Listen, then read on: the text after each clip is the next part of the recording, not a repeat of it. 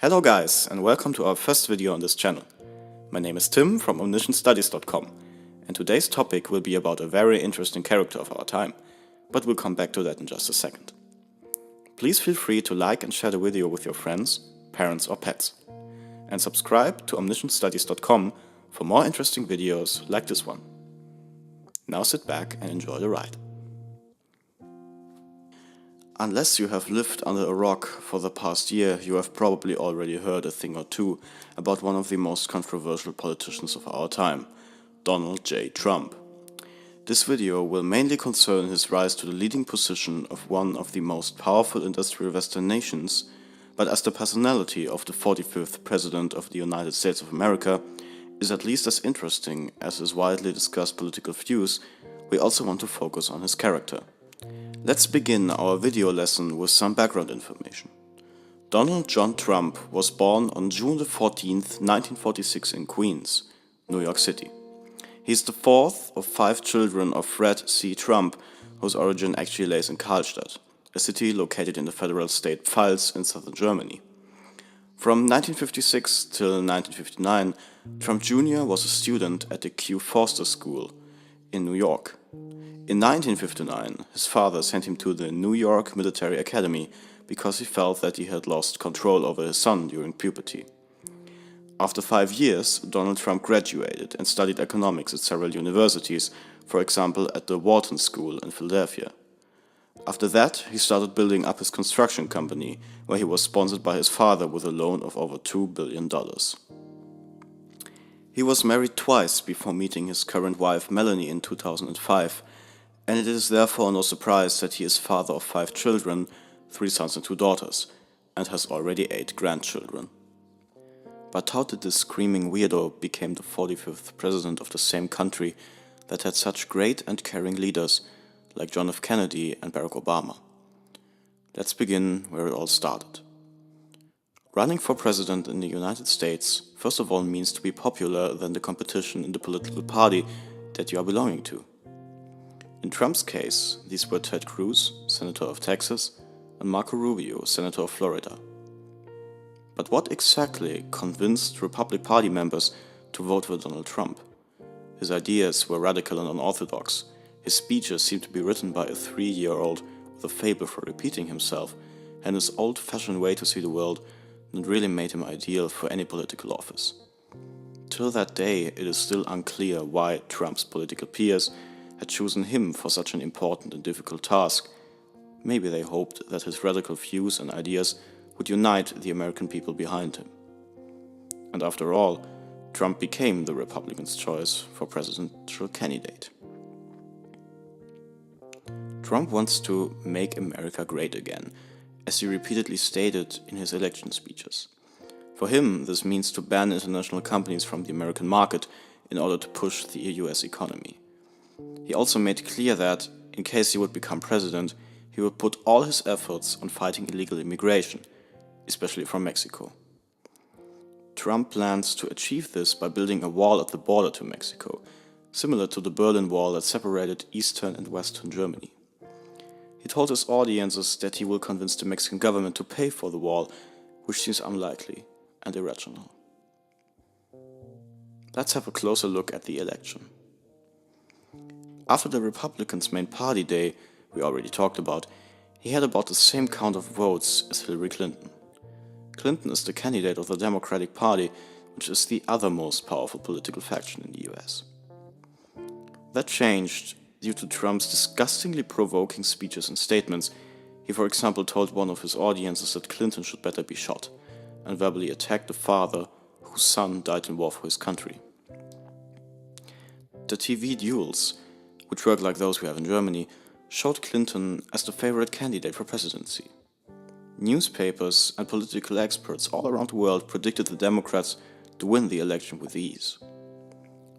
On top of that, just weeks after Trump's and Clinton's TV confrontation, the New York Times published a video online that should have blown Trump's chances of winning the election into bits. It shows Trump doing so-called locker room talk with another man about how to treat women. During his conversation, the now famous, infamous sentence, "just grab them by the pussy," was said, by the to-come president himself.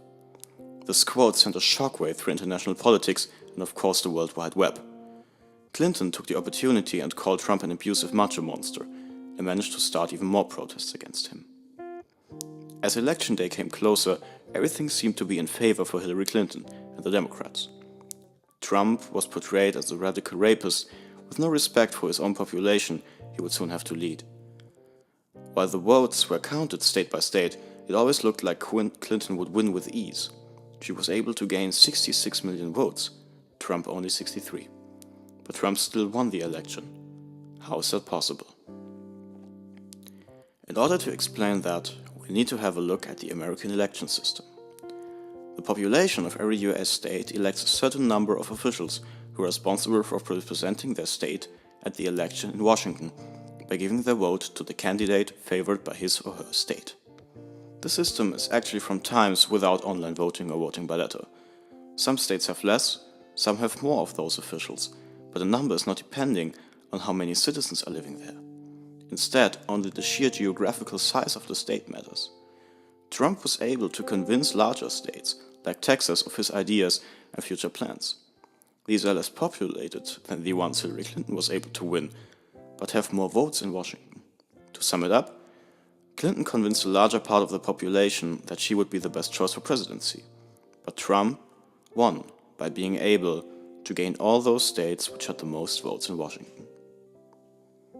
The election outcome led to riots and protests all over the country, especially in New York and Washington. And one big question remains. Is an election system that somehow ignores the opinion of the population's larger part truly democratic? We will continue by talking about Trump's foreign politics. The term foreign politics refers to a country's complex relations to all other countries, what their attitude is towards them, and what their strategy is in different events. Let's have a look at what is currently going on. Trump is one of the first presidents who wants to improve affairs between Russia and the US. As first glance into his future foreign politics, Trump stated his antipathy of punishing Russia by sanctioning it for the Crimea invasion in 2014. Furthermore, he wants to abandon the NATO and other treaties with countries in Europe, leading towards economical independence for the USA. After all, Trump already tried to block immigration from certain countries like Syria or Iran for 90 up to 120 days, triggering much chaos at international airports. Of course, after only a few days, his order was challenged in the court in Seattle and unjustified. Only after 4 months on the job, 59 Tomahawk cruise missiles were launched on the president's command. According to Trump, this was a retribution against the Syrian government, which used chemical bioweapons against anti-regime rebels, leading to high civilian casualties. This was condemned by Putin, who thought of Trump's reaction as a violation of international law and an act of aggression. After this, rumors were spread that even some Republicans don't support Trump's actions, which seemed as far too violent answer towards an unstable situation. Fun fact. Taking a look at his political past, you might find out that Trump was already a member of the opposite side of the Republicans. He campaigned for the Democrats and even the Tea Party movement.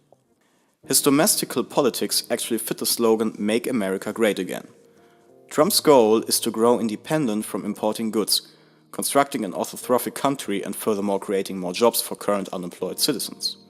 As well, Trump wants to implement something called Affordable Care Act, ACA, which is actually quite similar to Obamacare. But you can't forget Trump's cunning plan to not only decrease taxes, but to also build a wall at the same time. Eventually, most of his plans are at odds with the reality. Trump's plans on cutting taxes for the middle class was more or less a relief for the richer population, as they still profited from his tax innovations. Neither did he build his giant wall, which according to a satiric planning by Stephen Colbert would cost about $2 trillion. So maybe you could conclude that Trump is a man of big promises, but less a man of accomplishment.